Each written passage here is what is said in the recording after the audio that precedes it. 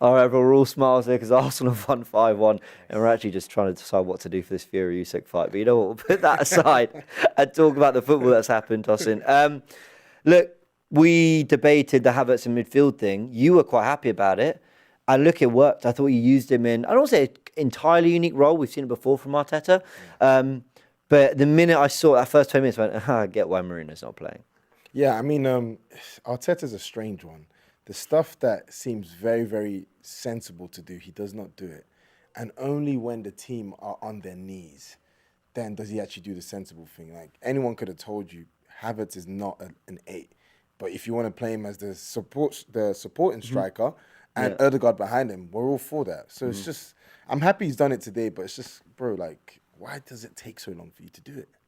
Yeah, I mean, I think this season, for me, I felt tactically, without getting too boring about it, is that, like, I think he's tried to rerun what he's done in the last couple of seasons, whether it be inverting Calafiori or whatever. I haven't really seen anything that new, but this felt like something new. This felt like the minute I saw that first kind of 5 minutes, the way we were lining up in possession, I went, yeah, we definitely haven't run this before this season, I don't think. Yeah, I mean, he's got that in him. That's the positive about Arteta. He's always got like a few gears that he can shift. And it's usually at the midway point of the season. It's been like that the past 3 seasons, so fair play to him. Yeah, no, you're actually spot on about that, because I remember last season, Zinchenko was in and out of the team, injuries, whatever it was, and we end up playing with Kivior left back a bit. But instead of asking him to invert, because he never really did it that well, he basically said centre-back split. It helped us in build-up. He was like, right, centre-back split, full-backs go high and wide, and it allowed Trossard in the run in, maybe a Saka, just to get inside a bit more. And it was like, okay, it was basically 4-4-2, but it was actually really refreshing. And, you know, he has got that slight tweak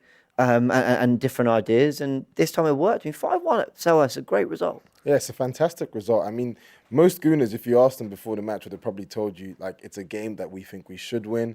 But given the way we've been playing recently and all of the draws, you just think, okay, and especially because Palace looked like they were more interested in this match than they were in the midweek match. You're just thinking, oh, this has got the recipe. And as they say, under the lights at Selhurst Park, it's just like, what could happen? But 5-1 is a fantastic result. I'm not mad at that at all. Totally agree. Let's talk about Gabby Jesus, because I think it's fair to say all, if not most, Arsenal fans have been critical, asking questions. And I'm not going to rewrite history. I think they were completely fair, those questions.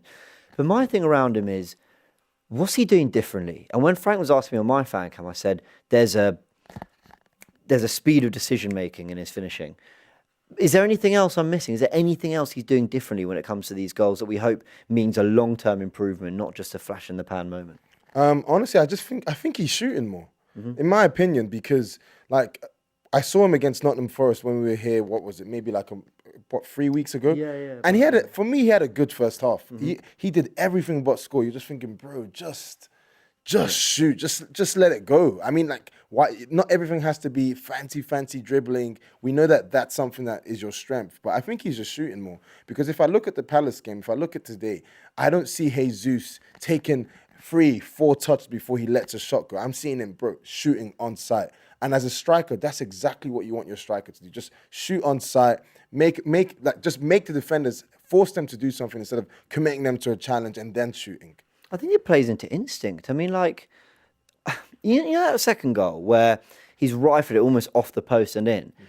I don't believe in that split second, like, Jesus has thought, right, I'm aiming for that one little gap there, and I'm going to get in off the... I don't think his brain thinks... But it just goes, sight at goal, I know that's the area, and I just trust my technique. And I think sometimes, like, players need to almost... You've got that level of football...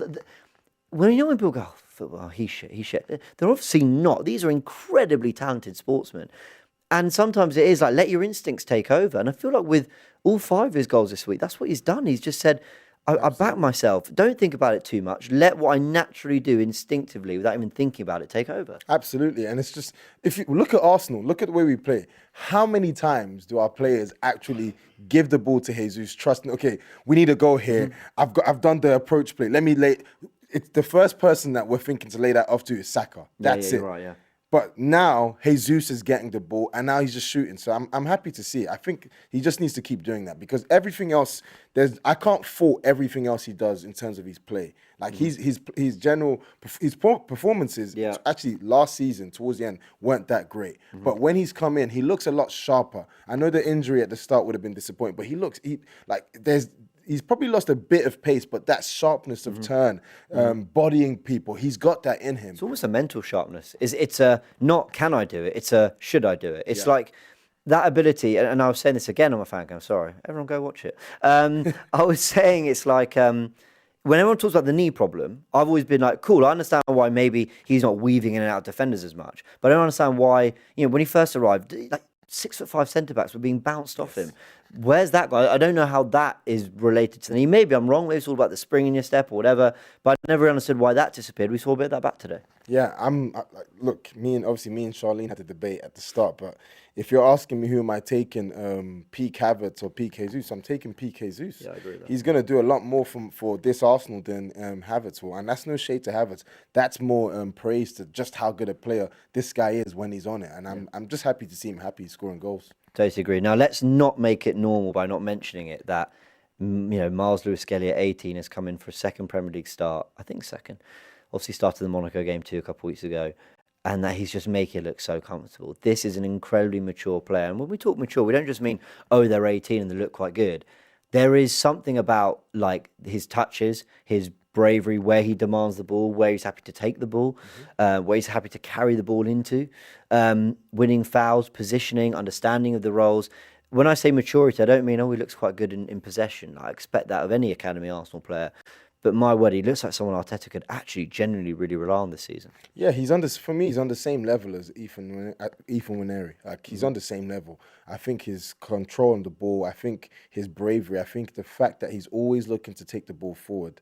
Like the guy he's a phenomenon. He really is. And I'm not trying to say that to gas up an Arsenal player. Like how many players have we seen his age putting on the shirt, doing what he's doing right now at such a pivotal point in the season? And let's not forget that the team has not been good confidence-wise this season. Yeah. But you get a guy as young as he does, he comes into the team and he's playing like we're top of the league. Yes, he's playing like like we've been on this amazing run of winning form. He hasn't. You even saw with Ethan last week. He came on as a sub. Obviously, didn't really have the impact, and I believe he came on against Crystal Palace as well. But it's just like Miles Lewis-Skelly, legit. It's a mentality thing for me, and that's what I'm really impressed with the most. And the defense weren't that great today, so it's not if you can be like, Gabriel and Saliba kind of carried him through. He had to rise above the fact that he's looking at the others, going, "Oh, you lot aren't really on it. Okay, well, And I thought he did really well. Yeah, he's a leader. That's the one word he